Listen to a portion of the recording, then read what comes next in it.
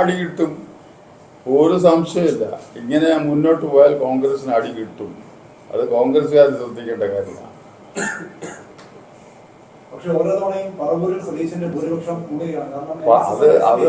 അത് നിങ്ങൾ മനസ്സിലാക്കണം. ഇവിടെ കഴിഞ്ഞ തെരഞ്ഞെടുപ്പിന് ഈ തിണ്ണയിൽ ഇവിടെ വന്ന് ഞാൻ കസേരയിൽ അവിടെ ഇല്ല, കസേരയുടെ അടുത്ത് നിന്ന് ഇത് NSSന്റെ സെക്രട്ടറിയാണ്, അദ്ദേഹം ഉണ്ടായിരുന്ന ആളെ കഴിഞ്ഞ ഈ തെരഞ്ഞെടുപ്പിന്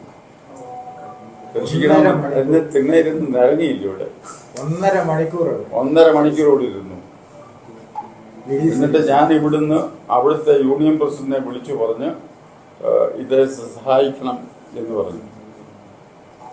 ആ യൂണിയൻ പ്രസിഡന്റ് അദ്ദേഹത്തെ സഹായിക്കാൻ ഓരോ വീട് തോറും കയറി ഇറങ്ങി.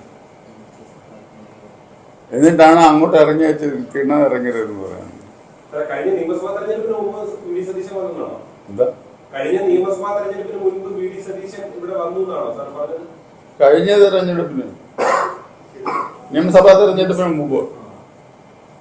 അത് തന്നെ, ഈ കഴിഞ്ഞ നിയമസഭാ തെരഞ്ഞെടുപ്പിന് മുമ്പ് വോട്ട് പിടിക്കുകയല്ലേ. കഴിഞ്ഞ തെരഞ്ഞെടുപ്പില് ജയിക്കാൻ വേണ്ടി വോട്ട് പിടിക്കുകയല്ലേ. ആ കൂട്ടത്തിൽ അദ്ദേഹം ഇവിടെ വന്നെന്നാ പറഞ്ഞത്. അതുകൊണ്ടാണ് ഈ വാക്കും പ്രവൃത്തിയും തമ്മിൽ ബന്ധമില്ല എന്ന് സാർ പറയുന്നതിന് കാരണം. എന്നല്ലേ എന്റെ അർത്ഥം സൂചിപ്പിക്കുന്നത്. ഞാൻ പറയണം, അയാളുടെ വാക്കും പ്രവൃത്തിയും തമ്മിൽ യാതൊരു ബന്ധവുമില്ല എന്ന് പറഞ്ഞു. എന്താ തിണ്ണ നിരങ്ങരുത് എന്നുള്ളത് അപ്പുറത്തേക്ക് തിണ്ണയിൽ വന്ന് ഇരുന്നതേ ഉള്ളൂ എന്നുള്ള അർത്ഥത്തിലായിരിക്കും. ആയിരിക്കും.